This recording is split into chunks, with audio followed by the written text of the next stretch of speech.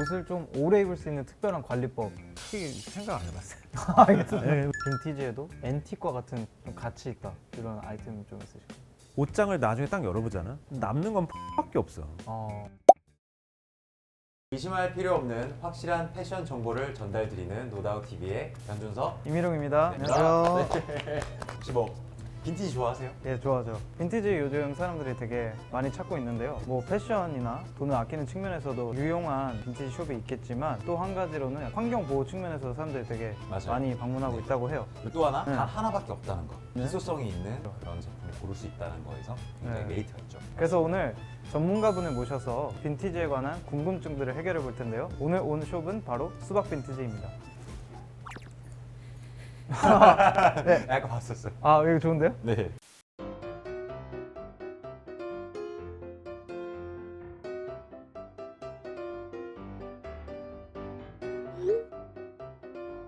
네, 자 이제 저희가 몇 가지 질문을 드려볼 건데요. 네. 빈티지 숍에 관련된 많은 궁금증을 모았어요. 네, 저 너무 많아요. 네. 네. 정말. 그래서 속 시원하게 네. 답변해 주시면 너무 감사할 것 같습니다. 예스.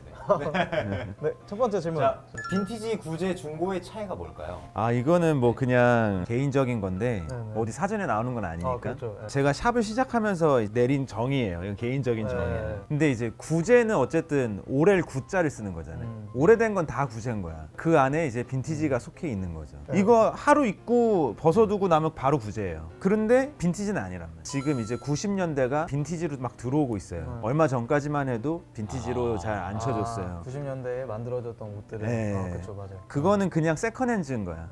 이제 100년을 넘어가면 그다음부터 앤틱이에요. 저희가 생각하는 거는 가치가 상승하는 게 빈티지예요. 잘 만든 애들이 오래돼야 빈티지가 되고 그냥 대충 만든 애들은 그냥 쓰레기가 되는 거지. 두 번째 질문은 이런 숍에 있는 아이템을 도대체 어떻게 구하는 거다?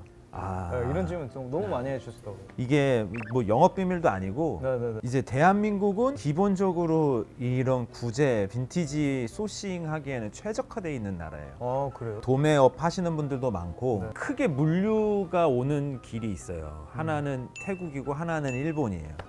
그래서 이제 바잉하는 거는 저는 이제 그물질을 하는 거냐 작살질을 하는 거냐 이렇게 두는데 그물질은 뭐냐면은 폴로 니트 100장만 모아주세요. 그럼 그 사람이 태국에 있는 공장에 전화해서 폴로 니트 좀 모아서 보내주세요. 그러면 이제 폴로 니트를 모아서 통째로 사는 거야. 작살질은 뭐냐면은 폴로 니트 중에서도 와펜이 있는 것만 네. 골라서 사는 거야. 그러면 단가가 훨씬 올라가겠죠. 그쵸, 그쵸. 예. 네. 인스타에 엄청 떠. 구제 빈티지 도매 DM 보내 가도 되냐고. 요즘은 경기가 안 좋으니까 원래는 아까 도매업자 아니면 좀 거르고 그런 게 있었는데 요즘은 그냥 가서 다 할 수 있어요. 아, 진짜요? 자기만의 스타일을 가지고 요즘에 옷을 사려고 하는 사람들이 워낙 많잖아요, 네. 소비자가. 그렇죠. 근데 막상 구제샵 들어가 보면은 나한테 어울리는 거 없는 것 같은데 보다는 또 하나 있고 좀 약간 시간 낭비는 느낌?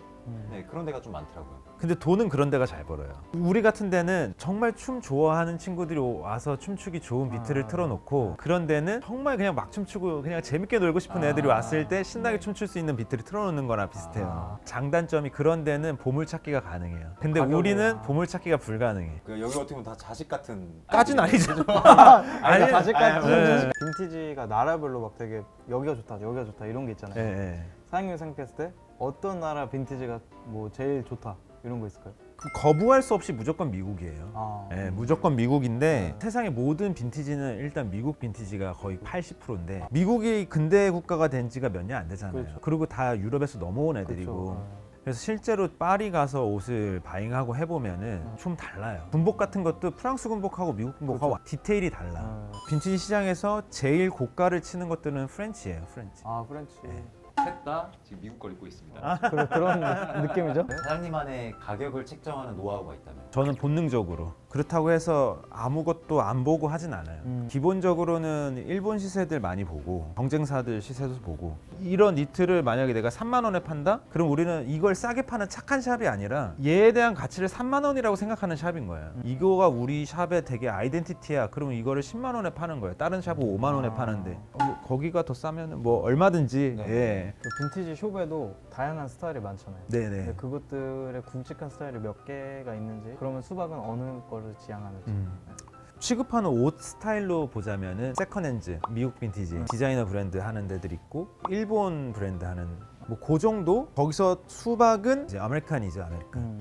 셋 다 지금 미국 걸 입고 있습니다.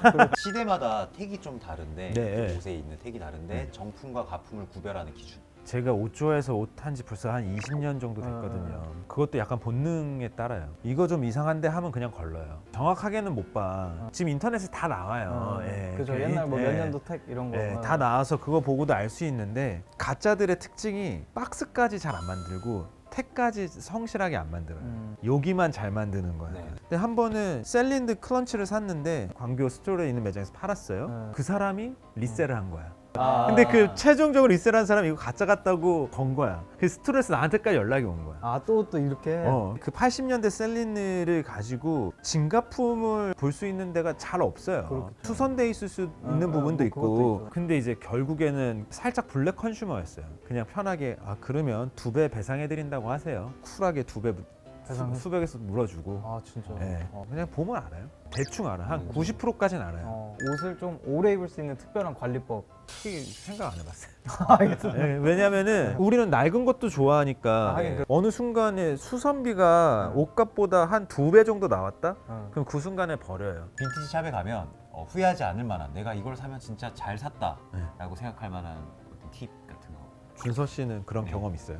저는 근데 솔직히 말을 해서 손이 자주 가게 되면 내가 이거 잘 샀네라는 생각이 들더라고요. 저는 일단 폴로를 사면은 안전하고요. 기본빵은 가죠. 일단 폴로를 네. 사는 거. 폴로를 사면은 일단은 옷장을 나중에 딱 열어보잖아. 남는 건 폴로밖에 없어. 그 제가 원체 그 아메리칸 캐주얼 좋아하기도 네. 하고, 그래서 저라면은 뭐 그냥 폴로 사면 좋고, 그냥 본능적으로 자기가 사고 싶은 거 사는 게. 예. 빈티지에도 앤틱과 같은 퀄리티나 네. 뭐 그 정도 수준의 아이템들이 있잖아요. 예, 예. 좀 가치 있다 이런 아이템이 좀 있으실까요? 나 그런 거 잘 기억 못해요. 그런 애들은 이제 뭐 밀리터리류들이 주로 있고, 뭐 2, 3년 전에 판 가격에 뭐 2, 3배 돼 있는 애들도 있어요. 진짜. 이제 개체 수는 계속 줄어드니까, 그쵸. 예, 막 60년대 컨버스 그런 것들은 이제 갖고 있으면 계속 가치는 상승하니까 그쵸. 이게 시세도 계속 올라가요. 자, 이제 마지막 질문입니다. 사장님께서 추천하시는 봄맞이 근본 아이템 3가지. 그럼 한번 네. 골라볼까요, 매장에서? 좀 저- 보여주시면 너무 감사해요. 저는 이제 네. 봄옷은 너무 경쾌한 것보다는 네. 죽어 있는 컬러들 있거든요. 네. 밝은 컬러인데 죽어 있는 애. 네. 그러면서도 조금 따뜻한 이런 것들 좀 좋아하는데, 그래서 보여드리자면은 이렇게 좀 귀여운 거 어떨려나 모르겠는데, 귀여운데요? 얘는 이제 2000년대 전후의 제품인데 귀엽다.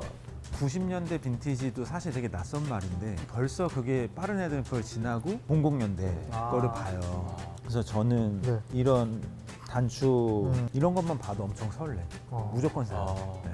봄에 니트를 네. 잘 안 입을 것 같잖아요. 네. 가볍고 좀 컬러감이 있는 얘도 그냥 반바지에 입기도 좋고, 그리고 좀 재수 없을 수도 있지만 공유 스타일. 공유? 나 매기는 거 아니지? 자, 마지막은 이건데, 저는 슈프림이나 그런 어떤 럭셔리 스트릿보다는 90년대 전후의 스투시만 좋아하거든요. 그냥 스케이트보드. 네, 그냥 진짜 길거리 느낌 좋아하고, 이렇게 얇은 소미 누빔으로 퀼팅으로 되어 있고, 그냥 기본적인 잠바인데, 그러니까 이게 딱 누가 봐도 못 버렸다는 생각 안 들지만 그쵸. 누가 봐도 익숙하진 않고. 맞아요. 네. 그럼 이제 스타일링을 네네. 한번 해볼까요? 한번. 네.